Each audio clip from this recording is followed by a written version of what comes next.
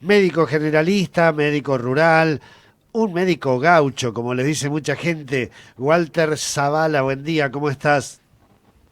Hola Sergio, buenos días, ¿cómo estás vos? Un saludo para ti, para toda tu audiencia. Walter, mirando estos 2 años de pandemia, uno ve que ha sido una especie de tsunami que nos cruzó el cuerpo, la familia, las relaciones, la profesión de médico, la relación con los pacientes en la zona rural. ¿Cuál es tu evaluación? Sí, yo creo que es del alma. Eh, Ha sido un impacto importante, tal vez explayarse sobre el impacto sociológico, la impronta ideológica o política sea charla de otro momento. Sí, uno puede eh, referirse a lo, al impacto casero, al impacto en la comunidad, al impacto personal, y es cierto que no dejó ningún punto por donde atravesarnos. Eh, la verdad que cuando me preguntaste si podíamos charlar un ratito, digo, 2 años ya, eh, pareciera que hubiese sido allá lejos y en el tiempo, y sin embargo es algo que todavía estamos con los coletazos. De golpe aparecen otras situaciones a nivel mundial y parece que este virus nunca estuvo con nosotros, que fue historia, y todavía estamos sintiendo los últimos coletazos. Realmente nos impactó y nos impactó fuerte, nos golpeó en muchos lugares, en muchos muy sensibles, y es cierto que a algunos nos pasó también por la profesión, y, y nos dejó agujeros muy grandes. Walter, bueno, vos tenías hace 2 años atrás una relación muy especial con la gente de nuestra zona rural, la gente de nuestros campos, sobre todo allí en el centro norte de la provincia del Neuquén. ¿Qué pasó durante la pandemia?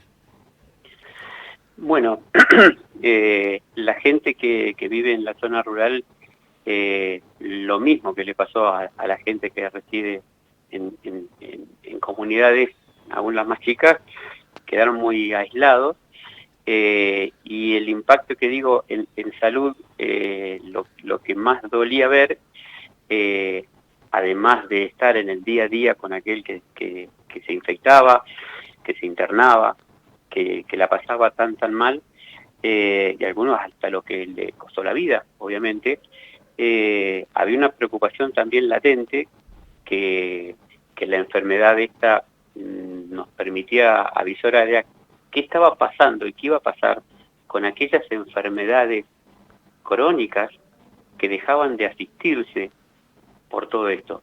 Es decir, estábamos peleando, hubo gente que la peleó mucho más feo en la trinchera, pero estábamos en la trinchera y al mismo tiempo mirando de reojo hacia los costados porque tenemos una casuística, un grupo de pacientes con enfermedades crónicas, hipertensos, diabéticos, y ni hablar de las enfermedades oncológicas, enfermedades reumatológicas, que estaban quedando a un costado y por supuesto que eran afectados y eran pacientes de riesgo para esta enfermedad y que a muchos le costó la vida justamente por pertenecer a ese grupo de enfermedades crónicas.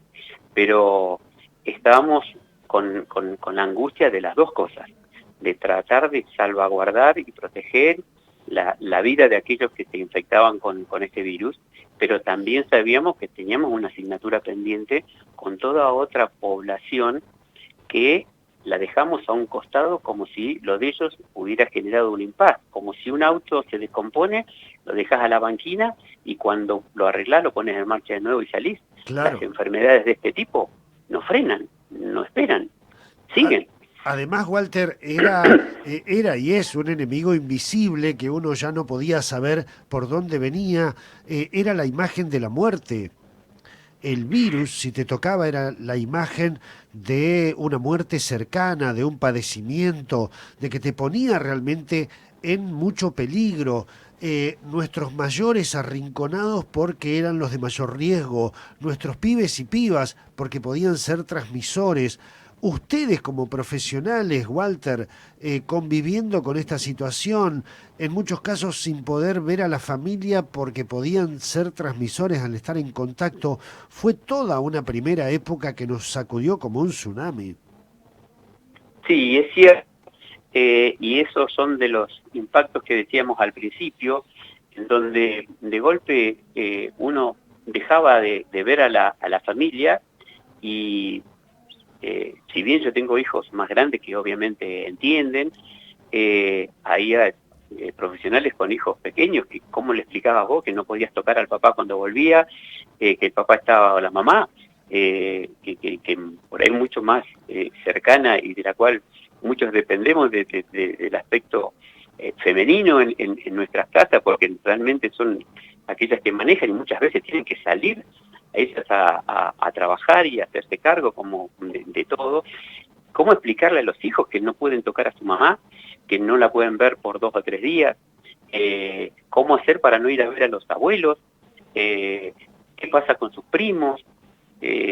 Con sus amiguitos del barrio? No había escuela, estaban inmiscuidos en algún teléfono celular, a lo sumo mirando televisión, pero la verdad que se tomaron un montón de medidas en las cuales parecía que uno estaba, en muchos casos, en un campo de concentración, donde estaba esperando a ver en qué momento a uno le tocaba. Y por supuesto que más allá de la enfermedad en sí, que ya tenerla ya era toda una situación, porque tampoco uno tenía certeza y era como que estaba esperando a ver en qué momento, en qué segundo se le agravaba para que tuviesen que llamar a la ambulancia y llevarlo al hospital. Nos encontramos al mismo tiempo y ahora mismo con las secuelas de esto, porque no es que uno tenía o tiene la enfermedad, se acabó, le dieron el alta y se terminó la angustia. Muchos pacientes, pero muchos, han quedado con secuelas psicológicas. Gente que no se atreve a salir a la calle, gente que tiene trastornos para dormir, para descansar, para juntarse nuevamente con sus afectos. Esas secuelas que han quedado han sido de una relevancia muy importante, con las cuales el mundo va a tener que seguir lidiando, más allá de que estemos ya pasando esta gran ola, y creo que el germen se ha quedado a vivir con nosotros. Veremos de qué manera lo vamos a tener arrinconado, pero esto es una cuestión latente, pero ahora tenemos que luchar para defendernos de este virus que encima va mutando, va cambiando su identidad, y también de las secuelas de todo tipo que han quedado en la comunidad. O sea que esto no se terminó ni se termina mañana. Esto continúa con otras medidas, pero va a continuar. Totalmente. Le recuerdo a la audiencia que estamos en Zapala, estamos hablando con el médico Walter Zavala. Walter, la vacunación ha sido la herramienta fundamental que hemos tenido para defendernos, resguardarnos del virus, aminorar sus efectos más graves, y esto ha sido, creo yo, la herramienta que tenemos hoy por hoy en el marco de la pandemia. ¿Cómo has visto vos el desenvolvimiento del sistema de salud de nación, de provincia, allí en Zapala, el tema de la vacunación? Nuestra gente ha formado parte tanto de voluntarios como de quienes se han vacunado. ¿Cómo ves este panorama? Mira, existe y va a existir siempre una dicotomía en lo que respecta a la aceptación o no de las vacunas, de cómo están hechas, de qué impacto generan más allá de protegernos de esta enfermedad. Entiendo que hay gente que tiene sus dudas. Ahora, nosotros, en el aspecto netamente de salud, yo tengo que dar respuestas a la verdad que nos ha atravesado también, que es que después de empezar con las vacunas, después se verá, si fueron en tiempo, si se pudo haber hecho algo antes. Ese es otro tema de discusión, pero lo cierto que hoy en día en las terapias o en los pacientes que desgraciadamente fallecen, el 90% son pacientes no vacunados. La vacuna vino a frenar todo este tsunami, como vos decís, y de alguna manera protegió al gran grupo que se pudo vacunar o que se quiso vacunar. Y hoy tenemos estas realidades. Hoy podemos hablar de realidades.